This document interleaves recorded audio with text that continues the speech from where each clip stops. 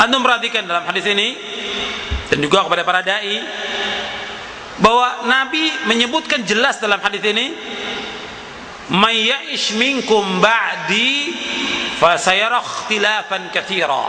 Barang siapa yang hidup sudahku, mereka melihat perselisihan yang banyak, perpecahan. Jadi kalau ada orang yang mengatakan bahwa Islam tidak ada perpecahan, umat Islam tidak berpecah, yang pertama, imam orang itu bodoh. Yang kedua, imam matanya buta dalam melihat kenyataan yang ada. Atau yang ketiga, hatinya tertutup. Jelas umat Islam berpecah belah, berfirqah-firqah. Jelas. Dan Nabi yang mengatakan demikian. Hadis ini sahih. Jadi barang siapa yang hidup sesudah wafatku akan melihat perselisihan yang banyak. Jelas perselisihan yang ada, perpecahan. Tapi Nabi memberikan solusi, jalan keluar. Jalan keluar yang terbaik, yaitu Nabi memberikan solusi, fa'alaikum bisunnati wa sunnatil khulafa'il mahdiyyin ar-rasyidin. Nabi bersabda, anda akan berpegang pada sunnahku, sunnah para khalifahku yang terpimpin dan lurus. Tamassaku biha, berpeganglah erat-erat, wa'addu 'alaiha bin nawajiz, dan gigit dengan geram kalian. Gigit. Pemahaman ini pemahaman sahabat, pemahaman salaf, gigit dengan geram kalian. Dan Nabi mengingatkan, wa iyyakum muhdatsatil umur, jauhkan diri kalian dari setiap perkara-perkara yang baru. Fa inna kulla muhdatsatin bid'ah, karena setiap yang baru dalam agama adalah bid'ah. Wa kulla bid'atin dhalalah, dan setiap bid'ah sesat. Yang menunjukkan bahwa tidak ada dalam Islam bid'ah hasanah, tidak ada. Kemudian anda perhatikan bahwa Nabi SAW telah menggabungkan sunnahnya Nabi dengan sunnah khulafa'ur rasyidin. Fa'alaikum bisunnati wa sunnatil khulafa'il mahdiyyin ar-rasyidin. Jadi dalam hadis ini perintah untuk berpegang teguh pada sunnah Rasulullah dan sunnah khulafa'ur rasyidin. Jadi wajib kita berpegang dengan sunnah Rasulullah dan sunnah khulafa'ur rasyidin. Dan yang dimaksud dengan sunnah, antum lihat halaman 98. Yang dimaksud dengan sunnah adalah jalan yang dilalui, termasuk dalamnya berpegang teguh kepada keyakinan, perkataan, dan perbuatan Nabi SAW dan para khulafa'ur rasyidin. Keyakinan, perkataan, dan perbuatan, tiga. Keyakinan, perkataan, dan perbuatan Nabi dan khulafa'ur rasyidin. Dan ini sunnah yang sempurna, yang paripurna. Oleh karena itu generasi salaf dahulu tidak menamakan sunnah kecuali kepada apa yang mencakup tiga aspek tersebut. Hal ini diriwayatkan oleh Hasan al-Basri, Imam al-Auza'i, Fudail bin Iyad rahimahumullah. Ini disebutkan oleh Al-Hafidh Ibn Rajab Al-Hambali dalam kitabnya Jami'ul Ulum wal Hikam di juz yang kedua. Anda perhatikan hadis ini sebagai pukulan yang keras yang menghujam di kepalanya ahlul bid'ah yang telah menyelisih manhaj salaf. Ditunjukkan dalam hadis ini berapa hal. Yang pertama, Rasulullah menggabungkan sunnah khulafa'ur rasyidin, yaitu pemahaman salaf, dengan sunnah beliau, menunjukkan bahwa Islam tidak bisa difahami melainkan dengan manhaj salaf. Kita tidak bisa memahami Islam yang benar kecuali dengan pemahaman salafus saleh. Saya ulangi, kita tidak bisa memahami Islam yang benar kecuali dengan mengikuti pemahaman salafus saleh. Nabi menggabungkan antara sunnah beliau dengan sunnah khulafa'ur rasyidin. Yang kedua, beliau menjadikan sunnah khulafa'ur rasyidin sebagai sunnah beliau. Beliau menyebutkan gigitlah dengan gigi geram kalian. Dan beliau tidak menyebutkan gigitlah keduanya, tidak. Tapi beliau mengatakan addu 'alaiha bin nawajiz. Beliau tidak menyebutkan addu 'alaihima, tidak. Beliau tidak menyebutkan addu 'alaihima, tidak. Tapi addu 'alaiha bin nawajiz. Satu, hendaklah kalian berpegang, hendaklah kalian menggigit dengan geram kalian. Jadi gigit keduanya dengan gigi geram kalian. Maksudnya gigitlah dengan gigi geram kalian. Artinya sunnah Nabi dan sunnah khulafa'ur rasyidin, yang menunjukkan bahwa sunnah khulafa'ur rasyidin termasuk sunnah beliau. Kemudian juga beliau menyebutkan sunnah dengan bid'ah. Jadi lawannya sunnah yaitu bid'ah. Maka hal ini menunjukkan menyelisih manhaj salaf berarti terjerumus dalam perbuatan bid'ah. Orang yang menyelisih manhaj salaf berarti dia termasuk ke dalam golongan bid'ah. Kemudian yang keempat, beliau menjadikan manhaj salaf sebagai solusi dari perselisihan dan bid'ah. Jadi barang siapa yang berpegang teguh kepada sunnah Rasulullah SAW dan sunnah Khulafaur Rasyidin, maka ia termasuk dalam golongan yang selamat kelak di hari kiamat. Jadi ini diantara manfaat dari hadis ini, hadis Irbad bin Sariyah. Dan saya sudah jelaskan juga tentang fawaid hadis Irbad bin Sariyah dalam buku saya Wasiat Perpisahan. Sekarang kita lanjutkan.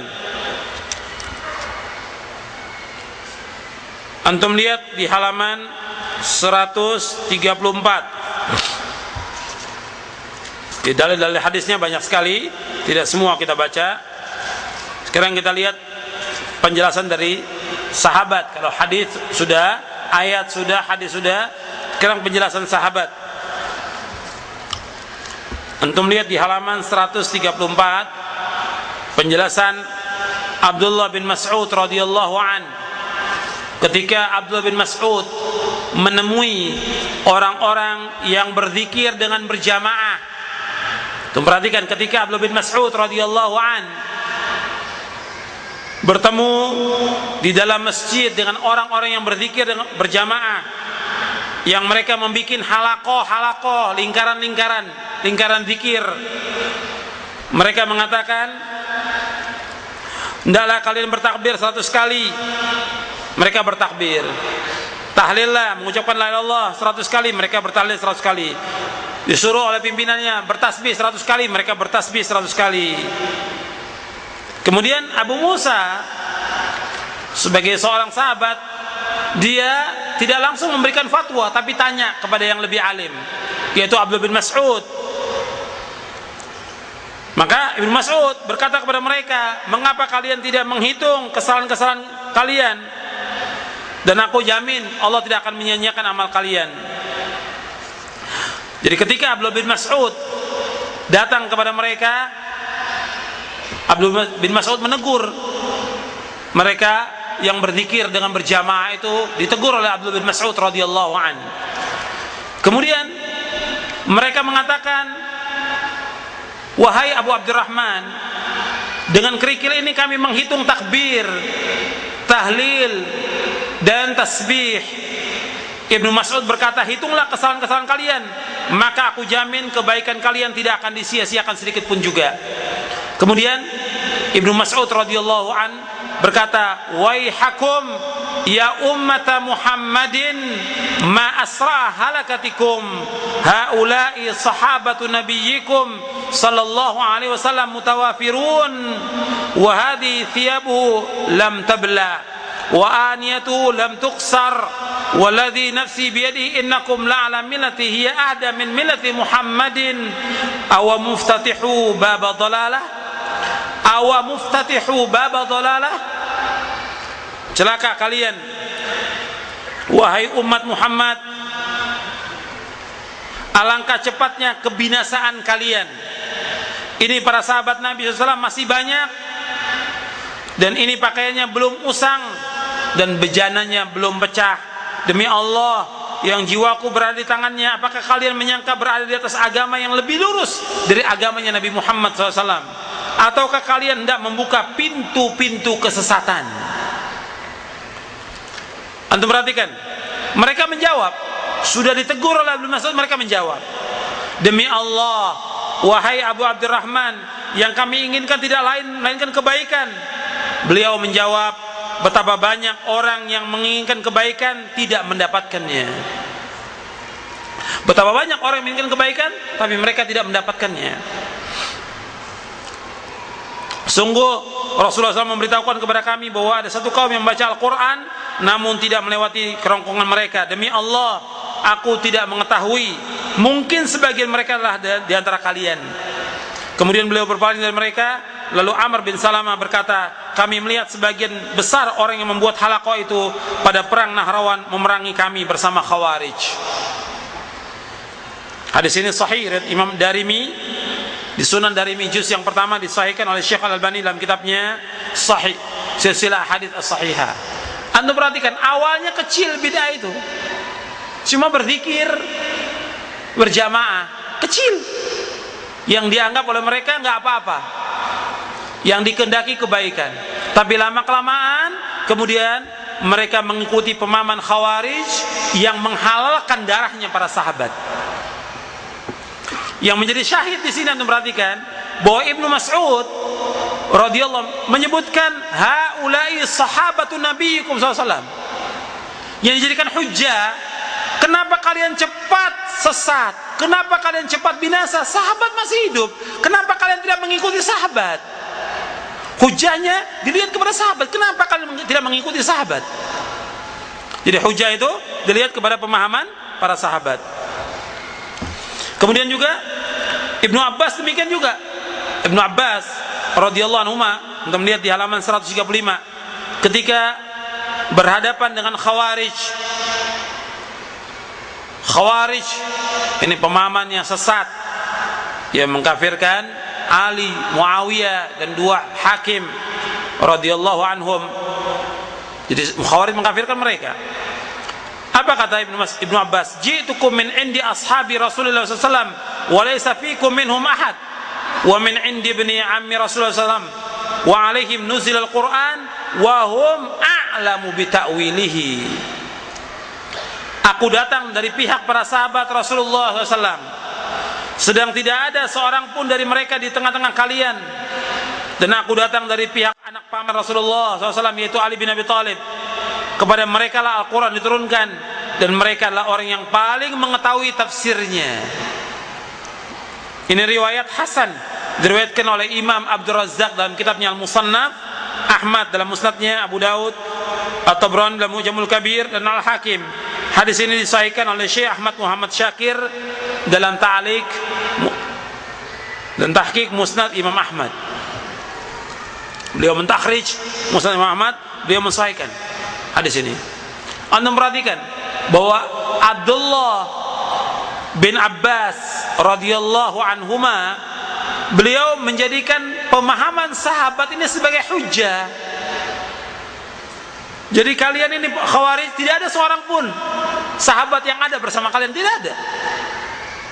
Jadi tidak ada seorang sahabat yang bersama Khawarij, tidak ada. Jadi aku datang dari anak paman, yaitu Ali bin Abi Thalib, dan kepada sahabat turun Al-Quran, dan mereka yang lebih tahu. Jadi di sini antum lihat faedahnya dari riwayat ini, bahwa tidak ada seorang sahabat pun yang bersama ahli bid'ah, tidak ada. Yang kedua, bahwa setiap firqah atau golongan atau mazhab yang menyimpang, tidak ada seorang sahabat pun dalamnya. Yang ketiga, bahwa berpihak kepada para sahabat dan berpegang teguh pada jalan mereka merupakan kemenangan yang sesungguhnya dan sebagai pokok dari keselamatan. Yang keempat, setiap orang harus berhujjah dengan pemahaman para sahabat dan tidak boleh dengan kebalikannya. Yang kelima, bahwa sahabat orang yang paling mengetahui tafsir Al-Quran. Mereka menyaksikan diturunkannya Al-Quran, mereka melihat kejadian-kejadian sehingga pemahaman mereka tentang Al-Quran lebih didahulukan daripada orang selain mereka.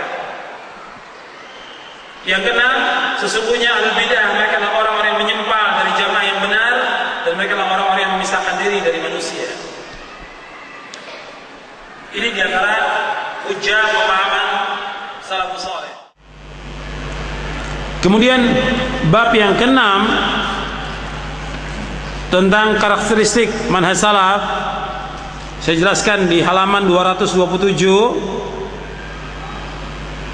tentang karakteristik manhaj salaf, bahwa manhaj salaf ini manhaj yang jelas, gamblang, mudah, bersepakat di atas satu manhaj, berkumpul di atas kebenaran. Manhaj salaf adalah manhaj yang adil. Kemudian manhaj salaf adalah manhaj yang pertengahan. Dan jalan manhaj salaf ini hanya satu, tidak bercabang.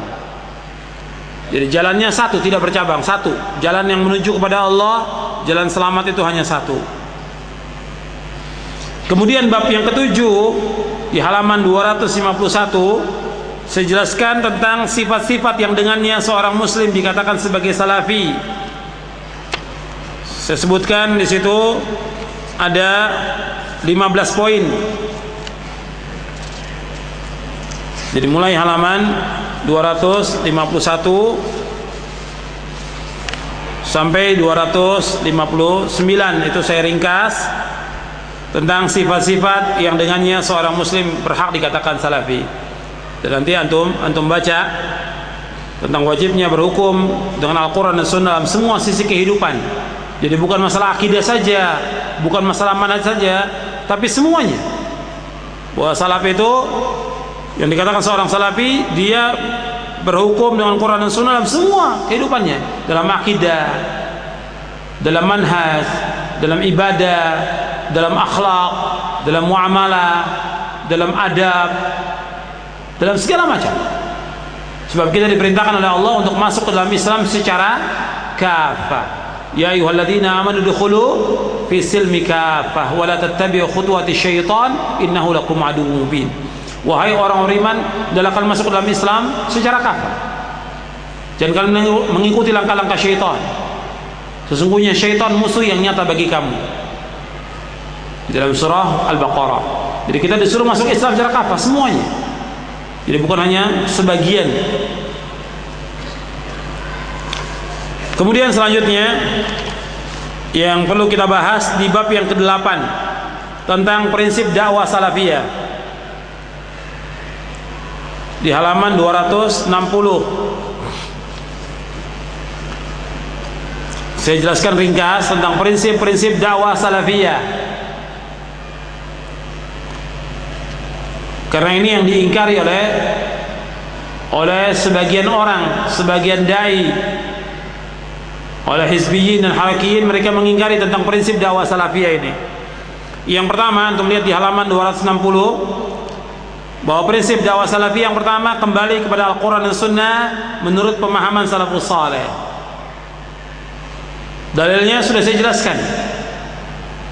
Kenapa kita wajib mengikuti pemahaman salafus saleh? Karena mereka yang lebih paham tentang Al-Quran, mereka yang lebih paham tentang Sunnah, dan mereka sudah melaksanakannya. Dan Allah SWT memerintahkan kepada kita untuk mengikuti pemahaman mereka. Dan Nabi-Nya SAW telah menyeru kita untuk mengikuti pemahaman mereka, mengikuti jalan mereka, mengikuti manhaj mereka. Dan mereka lah orang yang terbaik. Khairun nasi qarni, sebaik-baik manusia pada masaku. Tsumma alladziina lahum, tsumma alladziina lahum. Kemudian yang sudahnya, kemudian yang sudahnya.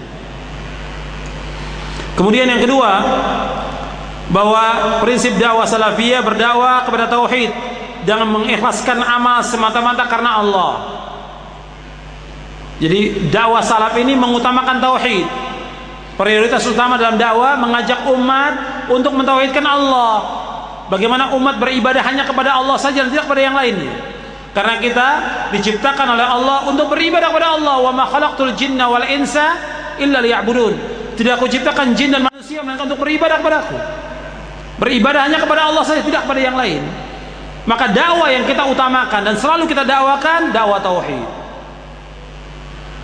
Terus tentang tauhid rububiyah, uluhiyah, asma wa sifat. Yang paling pokok itu dakwah tauhid al-uluhiyah. Kita terus mendakwakan. Karena ini yang dilakukan oleh seluruh nabi dan rasul. Dan tidak ada seorang rasul pun memulai dakwahnya dengan politik, tidak ada. Tidak ada seorang rasul pun memulai dakwahnya dengan masalah fikih.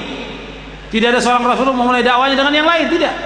Semua rasul, semua nabi memulai dakwahnya dengan tauhid.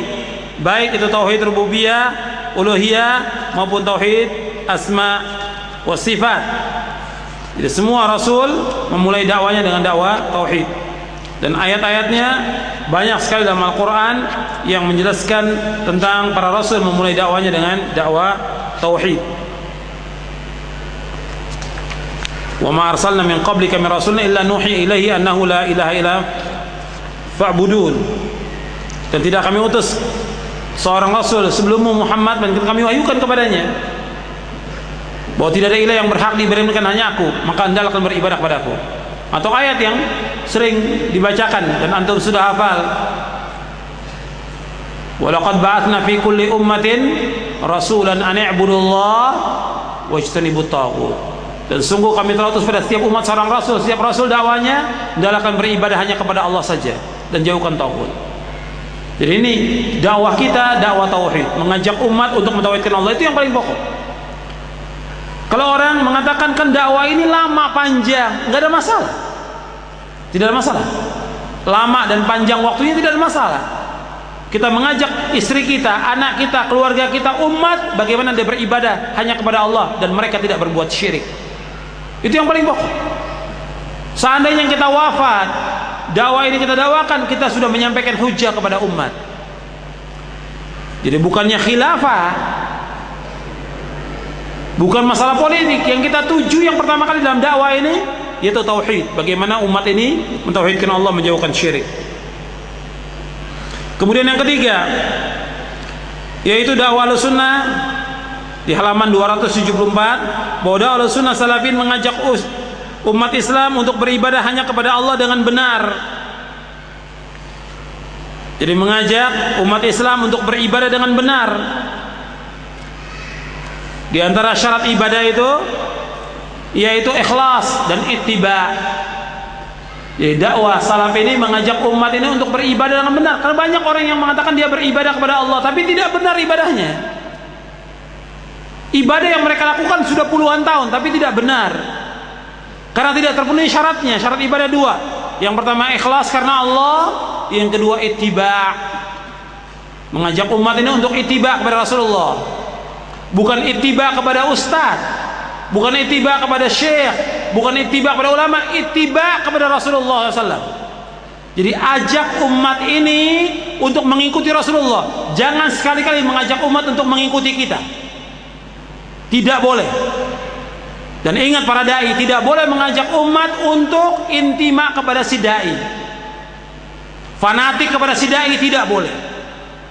Yang kita harus ikut Rasulullah, dan kita akan ditanya oleh Allah pada hari kiamat, kenapa kamu tidak mengikuti Rasulullah? Kita tidak akan ditanya oleh Allah, kenapa kamu menyalahi ustadz fulan, kenapa kamu menyalahi syekh fulan, kenapa kamu menyalahi ulama fulan, kenapa kamu menyalahi kiai fulan, kenapa kamu menyalahi masyarakat. Tidak akan ditanya oleh Allah, tapi kita akan ditanya oleh Allah, kenapa kamu menyalahi orang ini? Rasulullah sallallahu alaihi wasallam akan ditanya oleh Allah, kenapa kita tidak ikut Rasulullah? Jadi wajib kita mengajak umat bagaimana supaya mereka ittiba kepada Rasulullah. Dengan ittiba Allah akan cinta kepada kita. Qul in kuntum tuhibbunallaha fattabi'uni yuhibbukumullah wa yaghfir lakum dzunubakum wallahu ghafurur rahim. Katakanlah seandainya kamu cinta kepada Allah, ikuti aku, ikuti Rasulullah. Niscaya Allah akan cinta kepada kamu dan Allah akan mengampuni dosa-dosa kamu, dan Allah Maha Pengampun lagi Maha Penyayang. Jadi ajak umat ini untuk mengikhlaskan ibadah semata-mata karena Allah. Jangan karena kita, jangan karena keluarga, jangan karena yang lain, karena Allah. Baik dalam nuntut ilmu, baik dalam dakwah, baik dalam salat, baik dalam haji, baik dalam sedekah, semuanya kita niatkan ikhlas karena Allah. Fa'budillaha mukhlishan lahuddin. Beribadah kalian kepada Allah dengan ikhlas semata-mata. Karena ibadah tidak akan diterima kalau kita tidak ikhlas. Seluruh bentuk ibadah kita lakukan dengan ikhlas karena Allah dan ittiba. Ini dakwah Ahlussunnah. Jadi ajak umat ini untuk beribadah kepada Allah dengan benar. Kemudian juga rukunnya itu syaratnya, syarat ibadah ikhlas dan ittiba. Rukunnya harus ada timbul cinta kita kepada Allah, timbul rasa takut kepada Allah, dan juga rasa harap hanya kepada Allah, tidak kepada yang lainnya.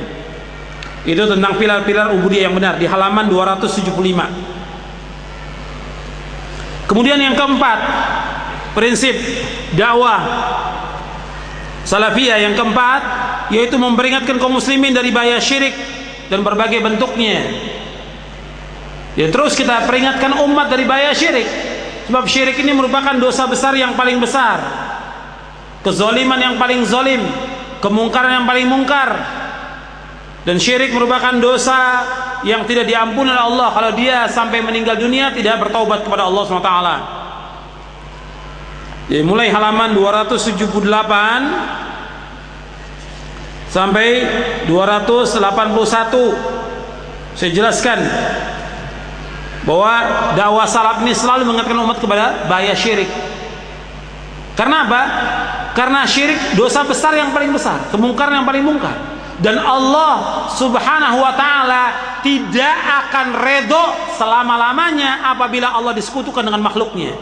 Saya ulangi, bahwa Allah Subhanahu wa taala tidak akan redho apabila Allah disekutukan dengan makhluknya, apakah dengan malaikat yang dekat dengan Allah atau dengan nabi yang diutus. Allah tidak akan redho.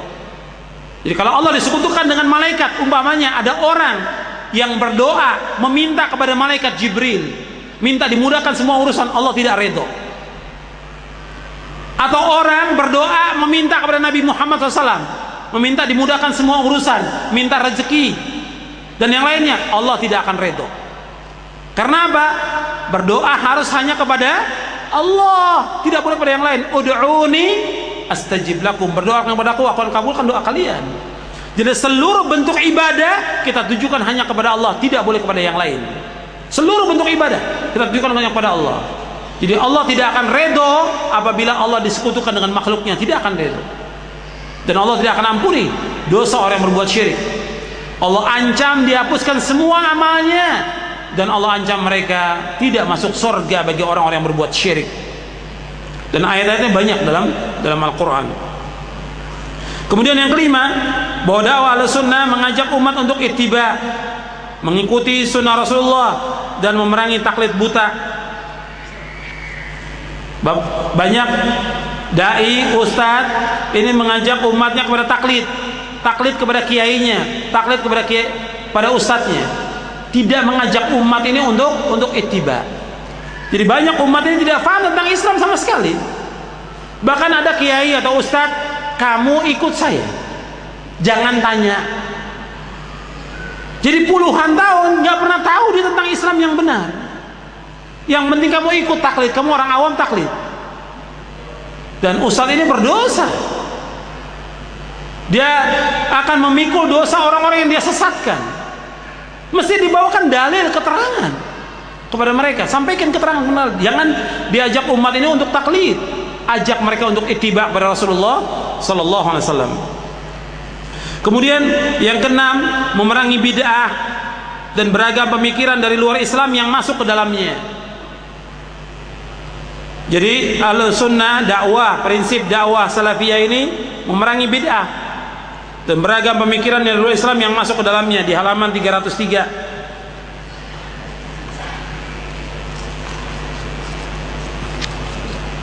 Jadi seluruh bentuk bid'ah itu adalah sesat, dan setiap kesesatan tempatnya neraka.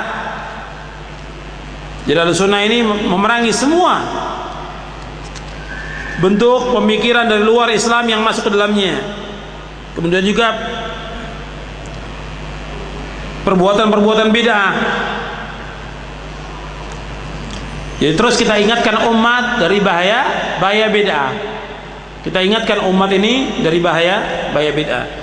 Tapi yang perlu kita jelaskan lebih dahulu tentang Islam yang benar kepada mereka. Anda perhatikan, dalam dakwah tidak bisa kita langsung mengatakan ini syirik, ini bid'ah, ini syirik, ini bid'ah. Orang nggak tahu, tidak paham. Kita diperintahkan dakwah bil hikmah, yang nanti saya sebutkan juga tentang prinsip dakwah salaf ini. Jadi kita sampaikan ilmu kepada mereka, jelaskan tentang keutamaan tauhid, fadilah tauhid, bagaimana kita beribadah kepada Allah dengan benar. Jadi jangan langsung kita sebutkan tentang bid'ah, mereka nggak akan terima. Mereka tidak akan terima. Jelaskan kepada mereka yang benar, jelaskan kepada mereka ilmu. Jadi jangan langsung menghukumi, mereka tidak mau. Jadi antum perhatikan, dakwah ini di samping dengan ilmu juga harus dengan hikmah, dengan lemah lembut. Bapak, ada orang yang kadang-kadang tidak tahu tempatnya, di mana tempat yang harus kita sampaikan ilmu pada umat. Umpamanya di satu tempat, memang di situ adalah tempatnya ahlul bid'ah. Kalau kita sebutkan bid'ah mereka nggak akan terima selama-lamanya. Tapi jelaskan tentang Islam yang benar kepada mereka, bahwa kita umat Islam, bahwa kita wajib, Islam inilah intinya, dasar tauhid, kita wajib beribadah kepada Allah dan mentauhidkan Allah. Jelaskan kepada mereka satu persatu. Dan itu perlu waktu. Nggak bisa antum mengharapkan perubahan umat sekaligus, tidak mungkin. Itu perhatikan. Kita dakwah, masuk ke satu tempat, kita katakan ini bid'ah, ini syirik, ini bid'ah, orang nggak akan terima. Kita kadang-kadang dipanggil orang di satu tempat, ingin kita rubah orang itu sekaligus, nggak mungkin. Perlu waktu dan puluhan tahun kadang-kadang untuk mendakwakan itu. Jadi kita bersyukur kepada Allah, kita dapat hidayah di atas sunnah. Tapi belum tentu juga orang tua kita seperti itu. Belum tentu juga masyarakat seperti itu. Seperti mudahnya kita mendapatkan hidayah, belum tentu. Perlu waktu. Makanya kita sampaikan tentang keindahan Islam, tentang kemudahan Islam kepada umat ini. Kita sampaikan juga tentang kesempurnaan agama Islam dan yang lainnya. Insya Allah dengan begitu mereka akan ikut dakwah yang hak ini. Tapi kalau langsung dakwah di satu tempat dengan mengemukakan bid'ah, ini salah dalam dakwah. Bab cara dakwah yang salah juga akan membuat umat ini lari. Dan kita harus mudahkan umat ini, sebab Nabi bersabda, basyiru wala tunaffiru, yassiru wala tu'assiru, basyiru wala tunaffiru. Mudahkan, jangan mempersulit. Berikan kabar gembira kepada umat, jangan membuat orang lari. Dan Allah mengutus Nabi Muhammad untuk menyampaikan kebenaran dan bukan untuk menyusahkan manusia. Kemudian selanjutnya, yang ketujuh, prinsip dakwah salafiyah yaitu menuntut ilmu syar'i. Jadi kita harus terus mengajak umat ini untuk menuntut ilmu. Dan berbeda, antum lihat, berbeda dengan dakwah hizbiyah. Mereka tidak mengajak muridnya untuk menuntut ilmu, tidak. Tapi dakwah Ahlussunnah, dakwah salafiyah mengajak umat untuk terus talabul ilmi. Karena ini manfaatnya sangat besar untuk ilmu. Dan jalan menuju kepada kebahagiaan dengan menuntut ilmu. Dan jalan menuju surga dengan menuntut ilmu syar'i. Dan ini tidak boleh lepas sampai kita meninggal dunia. Meskipun kita sudah mengajar, sudah berdakwah, menjadi dai, tetap menuntut ilmu, nggak boleh berhenti sampai kita diwafatkan oleh Allah Subhanahu wa taala. Karena itu kita harus membaca kitab-kitab para ulama, kitab-kitab pemasyayikh, baca setiap hari, kita harus baca talabul ilmi. Minimal 4 jam kita baca kitab, minimal 4 jam. Kalau tidak sanggup 2 jam. Jadi baca setiap hari dari Quran, hadis Nabi, kemudian juga kitab-kitab para ulama, dan itu manfaatnya besar. Kemudian yang ke-8, tasfiyah dan tarbiyah. Di halaman 328. Tasfiyah dan tarbiyah artinya selalu kita tasfiyah. Tasfiyah artinya pemurnian akidah Islam dari sesuatu yang masuk ke dalamnya, dimurnikan akidah ini dari keyakinan-keyakinan menyimpang, pemahaman yang menyimpang, kita luruskan akidah umat ini. Itu tasfiyah. Pemurnian ibadah, pemurnian fikih Islam, pemurnian kitab-kitab tafsir dan yang lainnya. Kemudian yang kedua, tarbiyah, mendidik generasi Islam di atas Quran dan Sunnah dan pemahaman salaf. Kemudian yang ke-9, halaman 334, yaitu akhlak dan tazkiyatun nufus. Bahwa dakwah salaf ini mengajak umat kepada akhlak yang mulia. Bahwa ingat bahwa salaf ini mengajak umat kepada akhlak yang mulia, mengajak kepada tazkiyatun nufus. Sebab orang mukmin yang sempurna imannya yang paling baik akhlaknya. Nabi bersabda, "Innama bu'ithtu liutammima makarimal akhlaq." Nabi juga bersabda, "Akmalul mu'mina iman ahsanum khuluqa wa khiyarukum khiyarukum linisaihim." Nabi bersabda, sungguhnya aku diutus untuk menyempurnakan akhlak yang baik. Kemudian juga Nabi bersabda, akmalul mu'mina imanan, orang mukmin yang paling sempurna imannya, ahsanum khuluqa, yang paling baik akhlaknya. Wa khiyarukum khiyarukum linisaihim, dan orang yang paling baik di antara kalian yang paling baik kepada istri-istrinya. Hadis ini hasan sahih dari Imam Tirmidzi, Ibnu Hibban, Ahmad dan yang lainnya. Jadi ikhwan fillah, nazakumullah, bahwa dakwah salaf ini mengajak kepada akhlak yang mulia. Makanya anda perhatikan bagaimana akhlak kita kepada Allah, bagaimana akhlak kita kepada Rasulullah SAW, bagaimana akhlak kita kepada para sahabat dan kepada ummatul mukminin, akhlak kita kepada para imam, akhlak kita kepada orang tua kita, akhlak kita kepada istri, kepada anak, kepada tetangga, kemudian kepada kaum muslimin.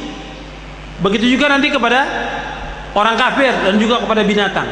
Diajarkan lengkap dalam Islam semuanya. Tidak ada satupun yang terluput.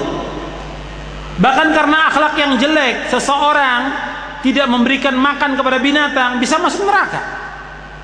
Seperti Nabi sebutkan tentang seorang wanita yang dia mengurung kucing yang tidak diberikan makan, kemudian dengan sebab itu dia masuk neraka. Kemudian Nabi juga pernah menyebutkan tentang seorang yang telah banyak berbuat dosa, seorang pelacur yang dia melihat anjing yang kehausan dari umat yang terdahulu. Anjing kehausan diberikan minum, yang dengan itu Allah menghapuskan dosanya, mengampuni dosanya. Ini indahnya Islam. Islam mengatur semuanya. Akhlak ini diatur. Makanya kita introspeksi pada diri kita, bagaimana akhlak kita kepada Allah. Kita mentauhidkan Allah atau tidak, rububiyah, uluhiyah, asma wa sifat. Kemudian juga akhlak kita kepada Nabi Muhammad, kita penuhi haknya Nabi atau tidak dengan ittiba kepada beliau, mencintai beliau dan ittiba kepada beliau. Kemudian akhlak kita kepada umatul mukminin, para sahabat, tidak boleh kita mencela mereka. Kita menghormati mereka, mengucapkan rahmat dan memohonkan ampun dan ridho kepada Allah untuk mereka. Kemudian juga akhlak kita kepada para imam, nggak boleh kita mencela para imam, menyalahkan mereka. Imam mujtahid, kalau mereka salah, kita tidak ikut kesalahannya. Mereka ijtihad, yang kita ikut yang sesuai dengan dalil, tapi bukan kita kemudian menjelek-jelekan mereka. Kemudian juga akhlak kita kepada guru-guru yang mengajarkan kebaikan kepada kita, diajarkan dalam Islam. Bagaimana akhlak kita kepada guru yang mengajarkan kebaikan? Bagaimana akhlak kita kepada orang tua yang melahirkan, mendidik kita? Harus kita berbuat baik kepada orang tua, birrul walidain. Akhlak kita kepada istri, kepada anak, kepada sanak kerabat, kepada tetangga, semuanya diajarkan oleh Islam lengkap. Dan Nabi bersabda, wa khaliqin nasa bi khuluqin hasan, bergaulah kamu dengan manusia dengan akhlak yang mulia. Dan dakwah salaf juga mementingkan tazkiyatun nufus, membersihkan hati. Setiap ibadah yang kita lakukan dalam rangka membersihkan hati kita. Antum sekarang nuntut ilmu, saya mengajarkan ilmu. Tujuan kita dalam rangka bertakwa kepada Allah dan supaya hati kita bersih. Kita sholat, kita ingin bertakwa kepada Allah. Kita puasa, la'alakum tattaqun, agar kalian bertakwa kepada Allah, untuk membersihkan hati. Maka Nabi, di antara doa Nabi berdoa, Allahumma ati nafsi taqwaha wa zakkiha anta khairu man zakkaha anta waliyuha wa maulaha. Ya Allah, berikanlah kepada hatiku ketakwaannya, bersihkanlah hatiku ya Allah, karena hanya Engkau yang dapat membersihkan. Engkaulah penolongnya dan Engkaulah pelindungnya. Kemudian Nabi berdoa, Allahumma inni a'udzubika min ilmin la yanfa' wa min qalbin la yakhsha wa min nafsin la tashba' wa min da'watin la yustajabu laha. Ya Allah, aku berlindung pada Engkau dari ilmu yang tidak bermanfaat, kemudian dari nafsu yang tidak puas, dari hati yang tidak khusyuk, dan kemudian dari dakwah yang tidak dikabulkan. Jadi aku berlindung pada Engkau dari ilmu yang tidak bermanfaat, dari hati yang tidak khusyuk, dari nafsu yang tidak puas, dan dari doa yang tidak dikabulkan. Hadis ini sahih diriwayatkan oleh Imam Muslim. Jadi dakwah salaf ini mengajak orang untuk membersihkan hati, bukan untuk mengotori hati. Makanya kita terus introspeksi pada diri kita, bagaimana kita membersihkan hati kita. Setiap kita mengaji, setiap kita nuntut ilmu, ya, harus bertambah iman kita kepada Allah, bertambah taat kita kepada Allah, bertambah takwa kita kepada Allah. Hilang dari diri kita rasa dengki, rasa iri, rasa ujub, rasa sombong, riya dan yang lainnya. Kita berusaha untuk membersihkan. Setiap kita mengikuti kajian, setiap kita mengajarkan ilmu, kita berusaha untuk bersih hati kita ini. Terus seperti itu. Kemudian yang ke-10, bahwa dakwah salaf memperingatkan kaum muslimin dari bahaya hadis lemah dan palsu dan mungkar. Di halaman 346. Jadi dakwah salaf ini selalu mengingatkan kaum muslimin dari hadis lemah, palsu dan mungkar. Jadi nggak ada dalam dakwah salaf itu membawakan hadis yang dhaif dan mungkar, tidak boleh. Seorang dai salafi tidak boleh membawakan hadis yang dhaif, hadis yang mungkar. Kalau dia tidak tahu, tanya kepada ahlinya. Sebab orang yang menyampaikan hadis yang jelas lemah atau palsu dan dia sampaikan, maka dia termasuk salah seorang pendusta. Dan hadis palsu, hadis lemah dan palsu tidak bisa dijadikan hujjah dalam agama. Kemudian ke-11, bahwa dakwah salaf memerangi hizbiyah dan fanatik golongan. Ya, dakwah salaf ini bukan dakwah hizbiyah, dan dakwah salaf memerangi semua bentuk hizbi. di halaman 352. Jadi Islam mencela fanatik golongan, fanatik mazhab, Islam mencela. Kemudian yang ke-12, mewujudkan kehidupan Islami dan menegakkan hukum Allah di muka bumi. Bahwa salaf ini mengajak orang untuk menegakkan syariat Islam, tapi sesuai dengan syariat Islam, bukan menurut ra'yu, bukan menurut hawa nafsu, bukan mengikuti cara-cara orang kafir, bukan. Menegakkan syariat Islam sesuai dengan syariat Islam. Memulai apa menegakkan syariat? Dengan menegakkan tauhid kepada Allah, menjauhkan syirik, menegakkan sunnah, menjauhkan bid'ah, mengajak umat untuk taat kepada Allah dan menjauhkan mereka dari perbuatan dosa dan maksiat dan yang lainnya. Menegakkan syariat, dan dimulai dari pribadi, kemudian keluarga, baru masyarakat. Kemudian selanjutnya kita masuk bab yang ke-9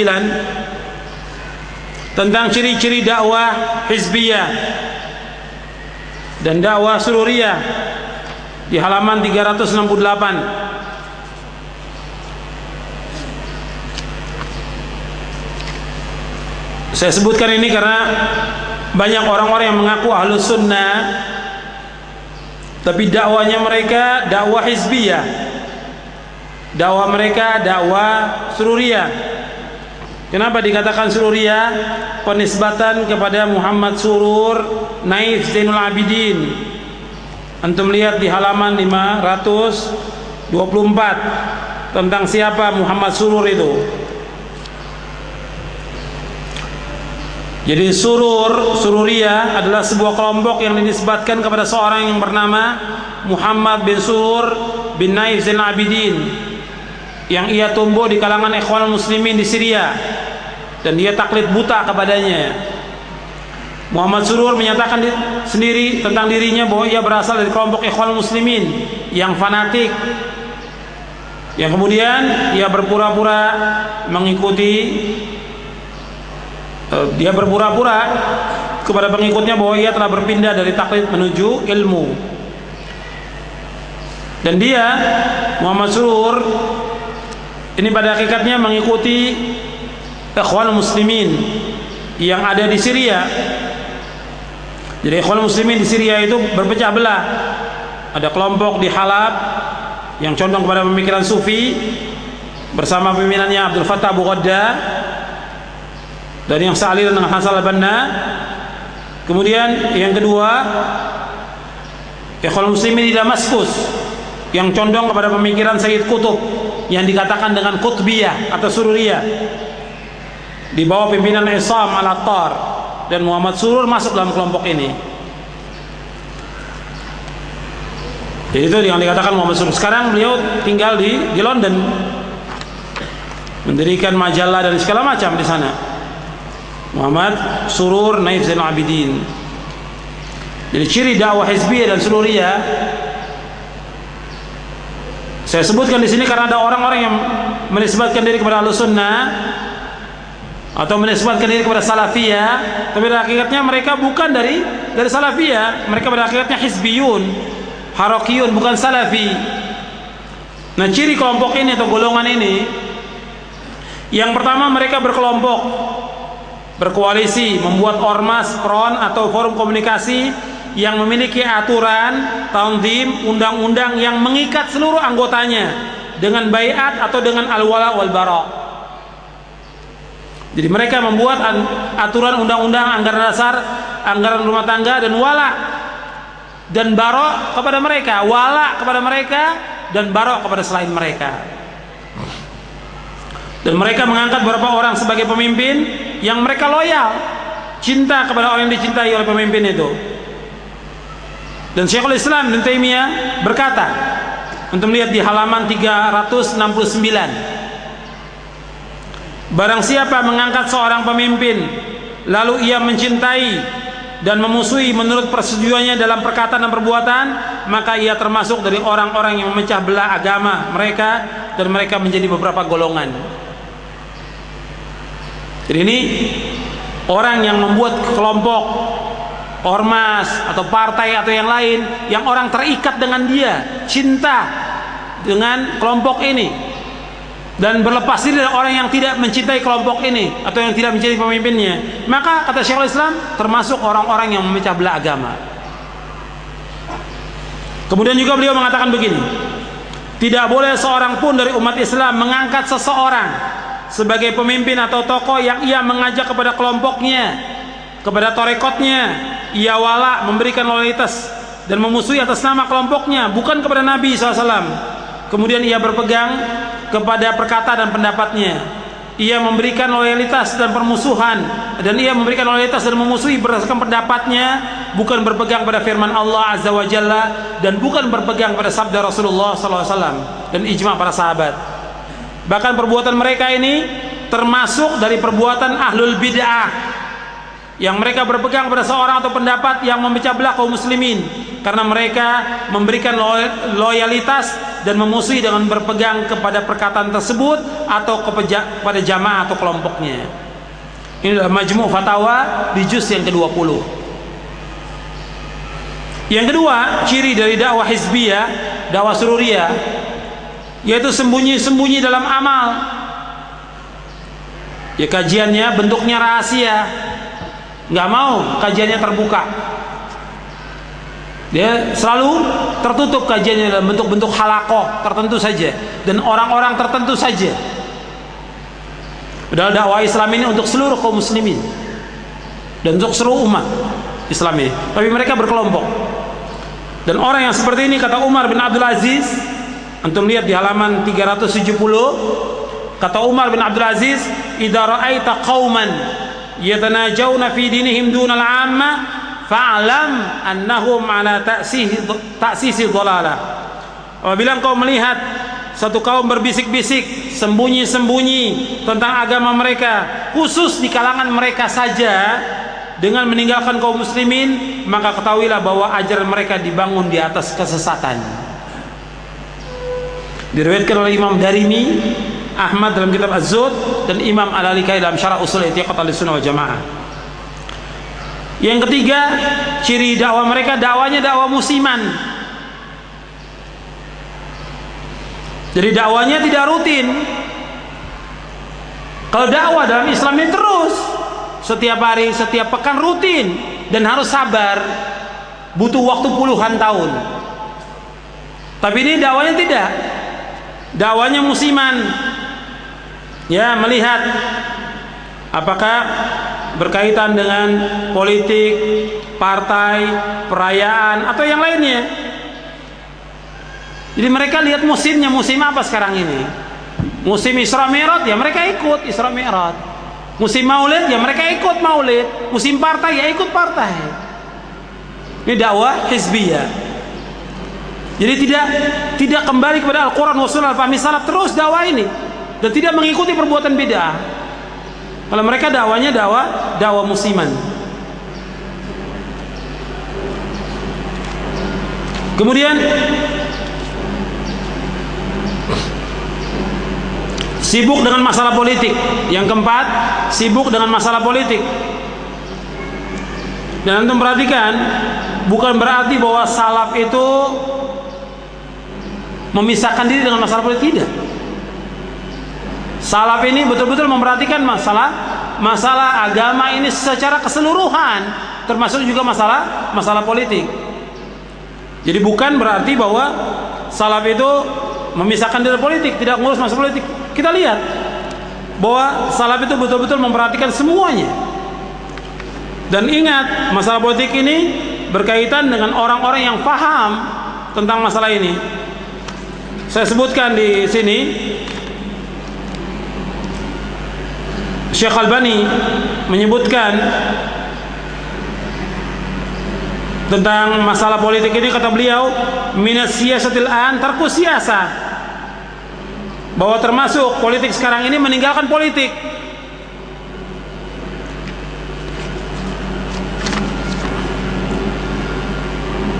Anda perhatikan, banyak orang-orang yang berkecimpung di masalah politik ini, mereka sering mengatakan bahwa kalau kita tidak duduk di tempat itu nanti yang duduk orang-orang kafir. Dan kita harus tahu rencana-rencana orang-orang kafir. Antum perhatikan bahwa Allah sudah jelaskan rencananya orang kafir dalam Al-Quran. Jelas bagaimana rencananya Yahudi, Nasrani, dan yang lainnya Allah jelaskan. Jadi Allah Ta'ala sudah jelaskan dalam Al-Quran rencana dan makar orang kafir, supaya jalan orang-orang yang jahat menjadi terlihat jelas. Allah berfirman, walitastabina sabilul mujrimin, agar terlihat jelas jalannya orang-orang yang berdosa. Jadi sudah ada penjelasan tentang masalah ini. Karena itu Syekh Al-Albani, seorang ulama ahli hadis pada abad ke-20 ini rahimahullah, beliau mengingatkan, termasuk politik sekarang ini, kita tinggalkan politik. Kenapa kita tinggalkan? Karena orang yang berakal mestinya tidak sibuk dengan politik yang ada sekarang ini. Kenapa? Karena politik yang ada penuh dengan kebohongan, penuh dengan kedustaan, penuh dengan penipuan, penuh dengan suap menyuap, penuh dengan membiarkan kemungkaran-kemungkaran, mencampur adukan antara kebenaran dengan kebatilan, mencampur adukan antara sunnah dengan bid'ah, antara tauhid dengan syirik, yang pada akhirnya mereka telah menjauhkan umat dari ilmu syar'i, menjauhkan umat dari amal saleh, menjauhkan umat untuk mengajarkan mereka kepada kebenaran, justru mengajarkan umat untuk berbohong, dan juga mengajarkan umat kepada hal yang sia-sia, membuang-buang waktu dan yang lainnya. Bahkan di antara mereka ada yang berani menjual agamanya demi politik. Dijual agamanya, ditinggalkan yang sudah pegang sejak kecil melaksanakan Islam ini, ditinggalkan. Untuk apa? Untuk politik. Nasallallahu alaihi wasallam. Jadi kita harus mengambil pelajaran. Kemudian yang kelima, di antara ciri dakwah hizbiyah, bahwa sibuk dengan mengikuti berita melalui media cetak atau elektronik. Sibuk. Jadi mereka sibuk dengan mengikuti berita BBC, CNN, dan yang lainnya. Sibuk dengan itu. Jadi mereka mengatakan kalau tidak tahu mass media berarti kita tidak tahu tentang fiqhul waqi'. Dan saya sudah jelaskan di buku ini tentang syubhat bahwa salafiyah itu tidak tahu tentang fiqhul waqi'. Saya sudah jelaskan dan ada bantahannya di buku ini. Jadi mereka telah membuang-buang waktu. Dan orang yang sibuk dengan media cetak dan elektronik yang telah dikuasai oleh orang kafir, yang pertama, mereka orang-orang kafir itu berusaha menyibukkan kaum muslimin dengan berbagai macam problematika, sehingga mereka lupa dengan kewajibannya dan mereka lupa dengan rencana orang kafir yang lain terhadap kaum muslimin. Kemudian yang kedua, di antara tujuan orang kafir dengan media cetak elektronik ini, membesarkan dan membanggakan kekuatan mereka untuk membuat takut kaum muslimin. Jadi tampakkan kekuatan mereka supaya umat Islam takut kepada mereka. Kemudian ciri yang keenam, yaitu ciri dakwah hizbiyah, memuji dan menyanjung ahlul bid'ah. Jadi selalu dalam pembicaraannya dia memuji dan menyanjung tokoh-tokoh ahlul bid'ah. Padahal tokoh-tokoh ini tidak berperan sama sekali dalam dakwah Islam, bahkan tidak berperan dalam mengajak umat untuk mentauhidkan Allah, tidak berperan untuk melarang umat dari kesyirikan, tidak berperan untuk mengajak umat kepada sunnah, tidak berperan untuk melarang umat dari perbuatan bid'ah. Justru diangkat dan dipuji. Karena apa? Karena punya hubungan dengan politik. Dianggap mereka punya jasa dalam masalah politik. Ini ciri dari dakwahnya al-bid'ah. Kemudian juga yang ketujuh, menganggap besar diri mereka sendiri. Menganggap besar diri mereka, padahal mereka tidak punya ilmu, tidak punya apa, tapi dianggap besar. Dan Nabi bersabda, al-mutasyabbi' bima lam yu'ta qala bisi thawbai zur. Orang yang merasa kenyang dengan apa yang tidak diberikan seperti orang yang memakai dua helai baju kebohongan. Kemudian yang kedelapan, selalu menuduh dengan tuduhan yang tidak benar, memberikan gelar-gelar yang jelek kepada ulama dan dai salafi. Di antara ciri hizbiyah dan ciri ahlul bidah, selalu mencela ulama salaf, selalu mencela dai-dai salaf. Sebagaimana perkataan Imam Ibnu Abi Hatim, min alamati ahlul bidah al-waqi'atu fi ahlil athar. Di antara ciri ahlul bidah, selalu mencela ahlul athar, selalu mencela ahlus sunnah. Maka antum perhatikan bahwa hizbiyun mereka tidak punya dalil, tidak punya hujjah. Karena nggak punya hujjah, nggak punya dalil, mencela salaf. Mereka mencela dai-dainya, mencela tokoh-tokohnya, mencela ulamanya, dan memberikan gelar-gelar yang jelek. Yang kesembilan, mereka gampang mengkafirkan tanpa alasan yang benar. Di antara ciri ahlul bidah, di antara ciri hizbiyun, sururiyun, selalu mengkafirkan. Ini kan negara ini, kata mereka negara ini tidak berhukum dengan hukum Islam, berarti kafir, negara kafir. Terlalu gampang mengkafirkan. Fulan, dia telah berbuat dosa besar, dia menyembah kubur, kafir. Kalau ulama dirinci lagi, sudah sampai hujah atau belum kepada mereka, mereka tahu atau tidak. Gampang sekali mengkafirkan. Ini ciri dari dakwah hizbiyah. Dan Anda bisa lihat mereka itu, awalnya mereka mengaku salafi atau ahlus sunnah, belakangan mereka mengkafirkan penguasa. Itu ciri dari dakwah hizbiyah. Dan kita hati-hati dalam masalah ini. Kemudian yang ke-10, mereka tidak memiliki sikap, labil, nggak punya pendirian. Jadi nanti ikut kepada salaf, nanti bosan ikut lagi yang lain, terus seperti itu. Jadi dianggap agama ini sebagai pengalaman. Saya dulu pernah, kata mereka ini, ikut Ikhwan Muslimin, ikut tabligh, ikut Hizbut Tahrir, ikut ini, bangga mereka bahwa kita yang sudah lalu, kita taubat, sudah selesai. Cuma jangan kita berpikir dalam agama, kita tidak tahu tentang akhir kehidupan kita bagaimana. Ikuti yang hak, Al-Quran wa Sunnah, fahmi salah, pegang rat-rat sampai kita diwafatkan oleh Allah Subhanahu wa ta'ala.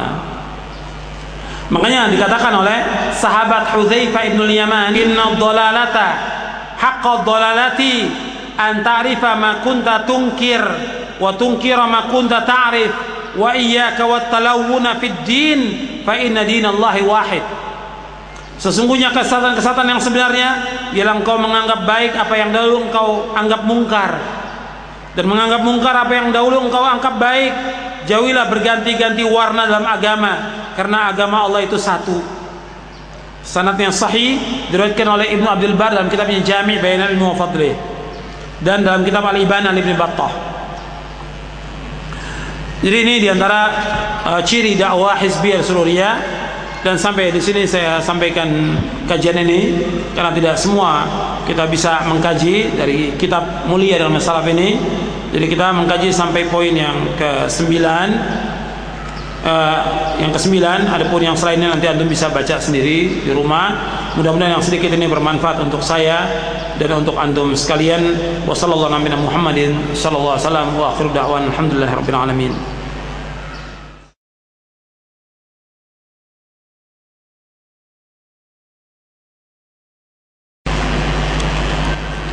Bagaimana kita mengawali belajar tentang pemahaman salaf ini? Kitab apa yang harus kita baca? Nanti antum baca buku saya, Menuntut Ilmu Jalan Menuju Sorga. Panduan menuntut ilmu, saya jelaskan di situ. Marhalah yang pertama, fase yang pertama, tahap yang pertama kita menuntut ilmu, apa aja kitab yang harus kita baca? Tahap yang kedua apa? Tahap yang ketiga apa? Tahap yang keempat apa? Ada saya jelaskan. Dan kitab-kitab yang harus kita miliki, kitab apa? Dalam buku Menuntut Ilmu Jalan Menuju Surga atau Panduan Menuntut Ilmu.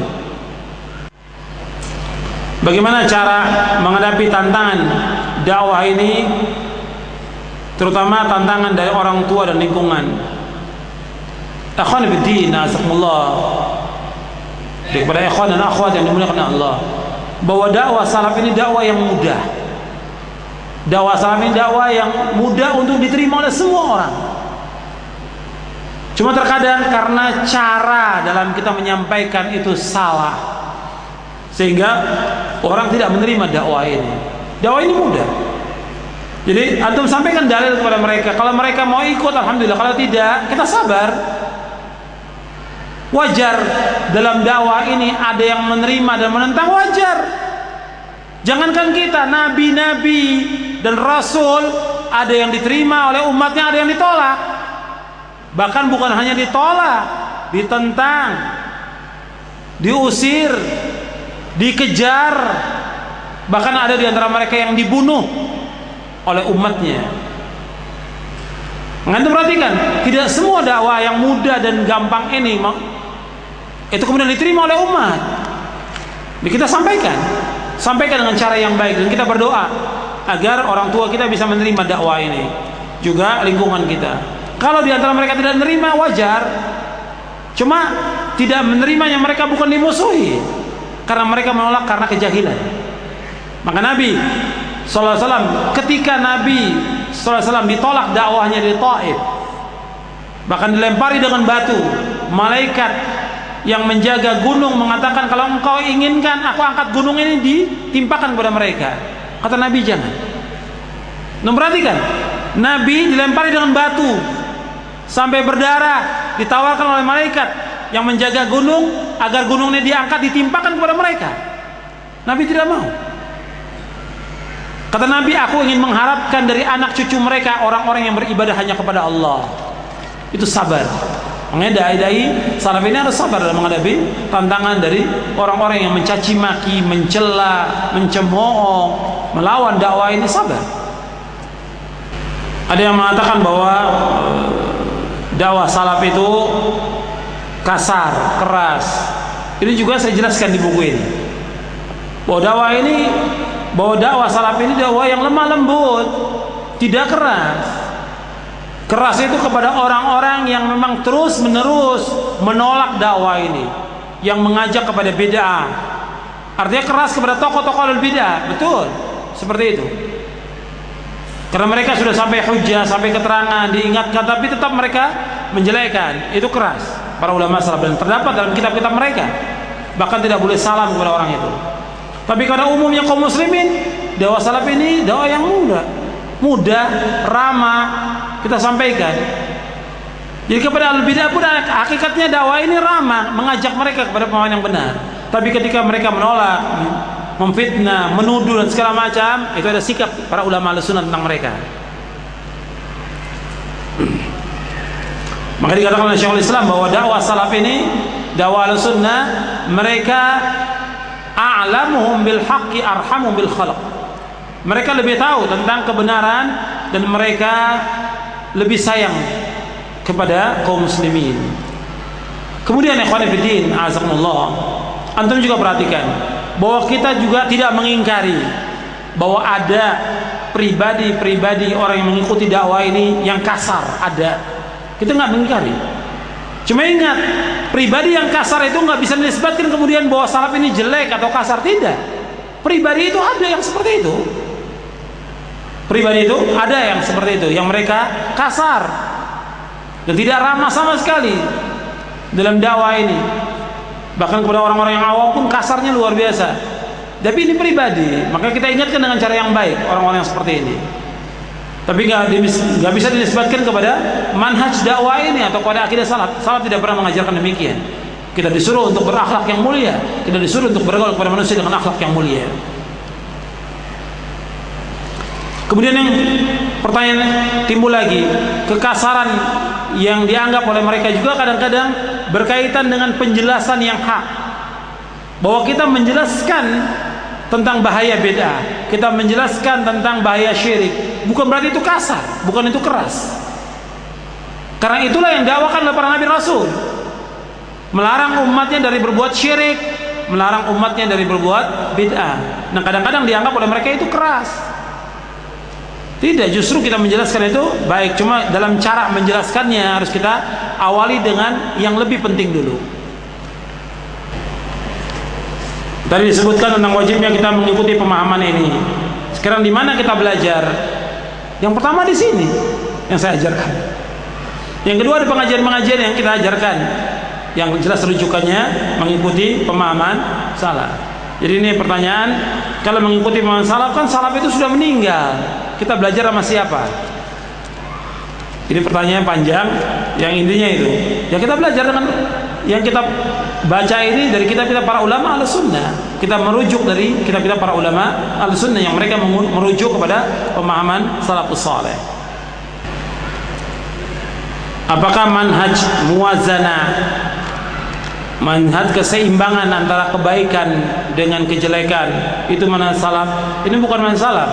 Maksudnya manhaj muwazanah itu apabila kita mengkritik ahlul bidah, tokoh-tokoh ahlul bidah, jangan kita hanya sebutkan kesesatan mereka, sebutkan juga kebaikan mereka. Ini manhaj muwazanah. Ini nggak ada dalam manhaj salaf yang seperti ini. Jadi ketika kita menyebutkan kesesatan orang, penyimpangan orang, nggak perlu disebutkan kebaikannya. Sebab kalau disebutkan kebaikannya, orang awam akan ikut. Karena orang itu juga ada kebaikannya, harus ikut. Jadi ketika kita mentahdir ahlul bidah, tokoh-tokoh ahlul bidah, nggak perlu disebutkan kebaikannya. Dan nggak boleh disebutkan kebaikannya, karena apa? Kalau disebutkan kebaikannya, orang akan mengikuti. Dan ini disebutkan juga oleh Rasulullah SAW. Ketika ada dua orang yang melamar seorang wanita, kemudian Nabi menyebutkan ada pun fulan seperti ini. Perempuan nanya, siapa yang aku pilih? Fulan ini seperti ini, miskin. Fulan ini selalu memukul. Kamu nikah dengan Usama. Padahal jelas sahabat ada kebaikannya, dan kebaikannya banyak. Tapi karena makam itu makam tahdzir, mengingatkan supaya perempuan ini punya pilihan yang jelas, maka Nabi menyebutkan seperti itu. Begitu juga para ulama ahli hadis, ketika menilai sanad hadis itu nggak disebutkan kebaikannya perawi, disebutkan tentang kekeliruannya, kesalahannya untuk menilai satu hadis. Tadi disebutkan bahwa mengikuti manhaj salaf ini adalah wajib. Bagaimana orang-orang yang mengikuti pemahaman mazhab? Bagaimana dengan mereka? Kita jelaskan juga bahwa para imam itu juga mengikuti manhaj salaf. Para imam mengikuti manhaj salaf, mengikuti pemahaman ahlu sunnah. Adapun dalam masalah fikih, ya masing-masing berbeda di antara para ulama. Kita mengambil yang kuat dari pendapat itu. Dan para imam semuanya mengingatkan, apabila ada pendapatku menyalahi sunnah Rasul, buang pendapatku. Makanya sekarang di Indonesia yang terbanyak mazhab Syafi'i. Kita sampaikan kepada mereka, tokoh-tokohnya, para dai atau kiai.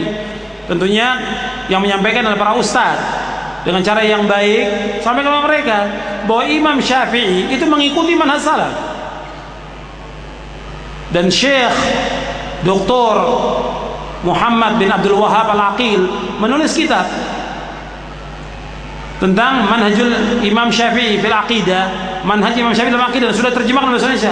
Harus lihat bagaimana Imam Syafi'i dalam masalah akidahnya, tentang tauhid rububiyah, uluhiyah, asma wa sifat. Kemudian juga tentang yang lain, bagaimana menerima hadis ahad dan yang lainnya. Itu dilihat bagaimana manhaj Imam Syafi'i. Banyak orang yang mengaku mengikuti manhaj Syafi'i, mereka tidak tahu tentang akidah Imam Syafi'i. Bahwa akidah Imam Syafi'i akidah salaf. Akidah para imam, akidah salaf. Tapi karena mereka tidak tahu, hanya belajar tentang fikihnya saja. Dan kadang-kadang pun dalam masalah fikihnya mereka juga tidak mengikuti Imam Syafi'i. Jadi yang Imam Syafi'i tidak lakukan, mereka lakukan. Seperti pengiriman bacaan Al-Quran, pengiriman pahala kepada orang sudah mati, kata Imam Syafi'i tidak akan sampai. Tapi orang mengatakan mengikuti mazhab Syafi'i, mengatakan sampai. Imam Syafi'i mengatakan tidak sampai. Wa an laisa lil insani illa ma sa'a. Seseorang tidak akan mendapatkan melainkan apa yang dia usahakan.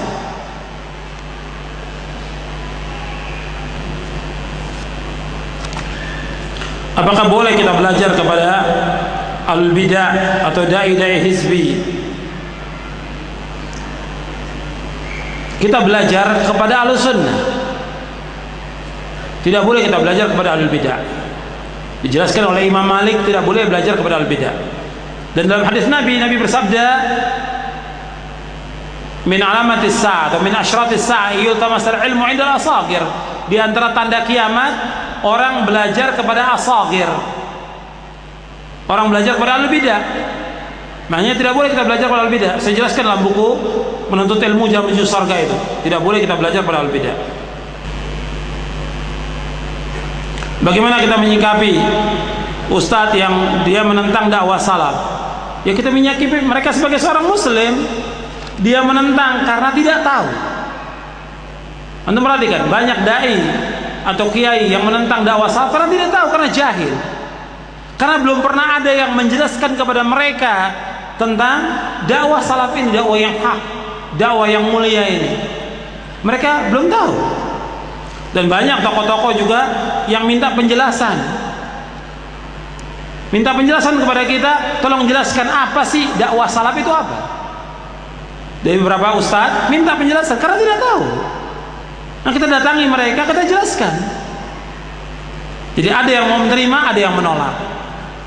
Jadi antum perhatikan, ada dai-dai yang menolak itu, kita sabar. Mereka menolak, sabar kita. Kita jawab dengan yang baik.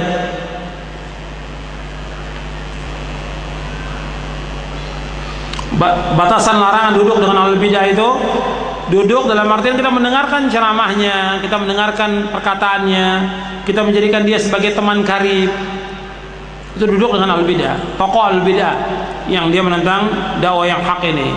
Itu yang dimaksud, kita tidak boleh duduk dengan mereka. Dalam artian duduk, kita duduk mendengar kajiannya mereka, duduk mendengarkan fatwanya mereka dan yang lainnya. Tidak boleh, bahwa subhatnya itu akan masuk ke dalam hati kita. Dalam kita berimam, bermakmum, apakah boleh kita bermakmum dengan ahlul bidah? Boleh. Artinya dalam kita sholat berjamaah, kita boleh bermakmum dengan ahlul bidah. Kita sebagai makmum, imamnya ahlul bidah, boleh. Disebutkan oleh para ulama ahlus sunnah. Dan saya jelaskan di dalam buku Syarah Aqidah Ahlussunnah wal Jamaah. Bahkan Imam Hasan Al-Basri mengatakan, "Shalli wa alaihi bid'atu." Kamu salat meskipun imamnya al-bidah dan dia yang tanggung bid'ahnya.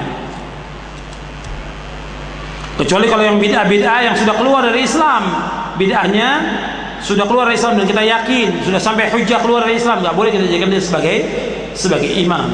Kalau sudah keluar dari Islam, bagaimana kita bisa bersabar dalam menghadapi tantangan dakwah ini? Ya, kita tetap berusaha untuk sabar dalam menghadapi syubhat dan syahwat yang terus mendatangi hati kita, dan kita terus memohon kepada Allah. Makanya kita dalam menghadapi tantangan ahlul bidah, hizbiyun dan yang lainnya, kita tidak boleh tinggal untuk menuntut ilmu. Menuntut ilmu ini penting. Belajar tentang akidah salaf, manhaj salaf ini terus, nggak boleh berhenti. Merujuk kitab-kitab ulama salaf. Yang kedua, yaitu kita berusaha untuk mengamalkan dari apa yang sudah kita ketahui, baik amal yang wajib maupun sunnah. Yang ketiga, kita harus bergaul dengan para ulama, orang-orang yang soleh, dan bertanya kepada mereka. Yang keempat, yaitu kita terus berdoa kepada Allah SWT agar kita ditetapkan istiqamah di atas manhaj yang hak, dihidupkan di atas sunnah dan diwafatkan di atas sunnah. Ya muqallibal qulub tsabbit qalbi ala dinik. Itu doa Nabi yang terus Nabi berdoa terus. Kemudian kita menjauhi tempat-tempat fitnah. Tempat-tempat fitnah itu dijauhkan. Itu diantaranya untuk supaya kita bisa bersabar dari berbagai macam tantangan. Ikhwan fillah, azakumullah. Kajian kita cukup sampai di sini karena sudah masuk waktu zuhur. Cuma ada beberapa yang perlu saya ingatkan sebelum saya tutup. Yang pertama yang perlu saya ingatkan untuk semua yang hadir, bahwa kita ingat bahwa kita wajib untuk berpegang dengan manhaj salaf ini. Dan manhaj salaf ini merupakan manhaj yang hak. Kita yakini, kita pahami, dan kita amalkan, dan kita dakwahkan, dan terus berpegang. Pegang erat-erat dan gigit dengan geraham kita sampai kita diwafatkan oleh Allah SWT. Dan jangan kita terpengaruh dengan dunia, jangan terpengaruh dengan syahwat, dengan syubhat, dan kita mohon kepada Allah SWT. Kemudian yang kedua, saya ingatkan juga kepada orang-orang yang masih labil mengikuti manhaj ini, yakini bahwa manhaj ini manhaj yang hak, dan belajar, kemudian terus belajar. Dan yang ketiga, kepada tokoh-tokoh ahlul bidah, hizbiyun dan harakiyun, maka mereka harus takut kepada Allah, bahwa mereka akan ditanya oleh Allah tentang apa yang mereka lakukan. Orang-orang yang mendakwakan dakwah bid'ah, yang mengajak umat kepada bid'ah, mengajak kepada hizb, dan mencela dakwah salaf ini, hendaknya mereka takut kepada Allah. Mereka akan kembali kepada Allah, dan mereka akan ditanya tentang apa yang mereka lakukan. Dan mereka juga akan memikul dosa orang-orang yang mereka sesatkan. Makanya mereka harus kembali dan bertaubat kepada Allah, mengikuti pemahaman yang hak ini. Itu saja yang perlu saya sampaikan. Mudah-mudahan apa yang kita kaji pada hari ini bermanfaat untuk saya, untuk antum sekalian. Mudah-mudahan Allah SWT memberikan ilmu yang bermanfaat kepada kita. Allah meneguhkan hati kita, iman kita, dan mudah-mudahan Allah memberikan taufik untuk mengamalkan amal-amal yang saleh. Mudah-mudahan Allah SWT menghidupkan kita di atas Islam dan Sunnah, dan kita diwafatkan di atas Islam dan Sunnah, dan mudah-mudahan Allah memberikan thabat, istiqamah di atas manhaj yang hak, dan mudah-mudahan kita dimudahkan oleh Allah untuk memasuki surganya. Wassallallahu ala Muhammadin sallallahu alaihi wasallam, yang benar datangnya dari Allah, yang keliru dari saya dan dari syaitan, dan kita mohon ampun kepada Allah, dan Allah mengampuni dosa-dosa kita. Subhanakallahumma wa bihamdik, asyhadu an la ilaha illa anta astaghfiruka wa atubu ilaik. Assalamualaikum warahmatullahi wabarakatuh.